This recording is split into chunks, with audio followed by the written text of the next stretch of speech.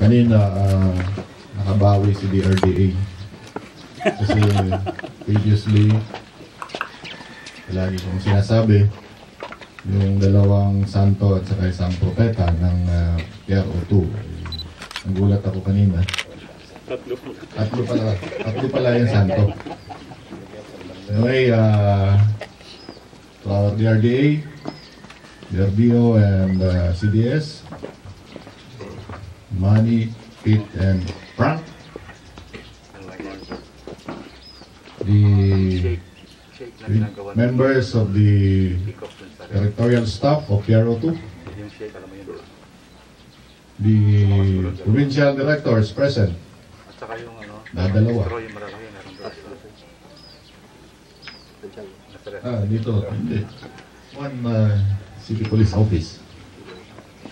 Of course, the other officers, PNCOs, shooters, our friends from the media. Isang magandang umaga sa inyong lahat. Nakalagay dito, let me start by congratulating the organizers of this 9th RD's Cup Invitational Shoot Fest. But it appears medyo laksitibo yung ating preparation. Anyway, this is a learning point that whoever is tasked, kung may mga command activities, this should be properly supervised.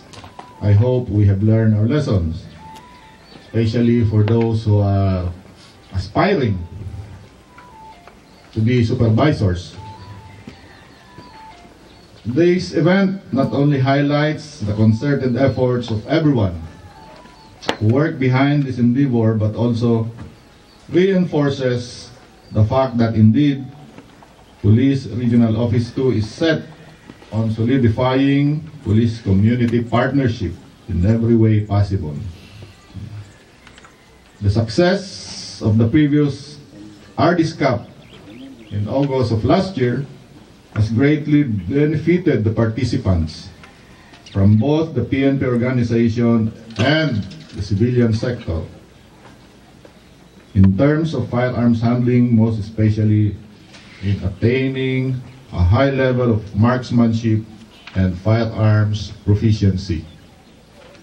Which brings me to the story in Quezon City. I think alam niyo naman lahat, yung isang PNCO sa Quezon City was hacked to death kasi binabaril niya yung isang nag-aamok paganyan sa may takbo hanggang inabutan siya at siya ay pinagtataga. Sa Quezon Avenue ba yun, Frank?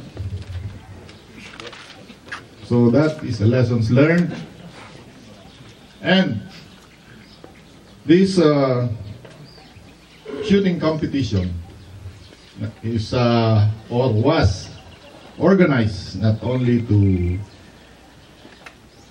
have an activity for camaraderie, but also to hone our skills. Kasi kung sa panahon ng pangangailangan, dapat tayo ay marunong at kagaya ng keynote ni DRDA, what matters is the bullet that counts. So ganun yun. It may mean life and death. Kaya kailangan tatama tayo sa ating target. This activity is also a response to the program of action of our Chief PNP on firearms proficiency. While we are doing it in a competitive way, the preparation and training that will be gained would surely make every policeman and every civilian dependable or maaasahan in terms of proficiency and gun safety. Also, this activity will not only promote sportsmanship and discipline among the PNP participants, but more importantly, it brings about camaraderie between and among the officers and men of the different police units. Shooting is definitely a fun. So, to all the participants, have fun, good luck, and happy shooting. Good morning to everyone.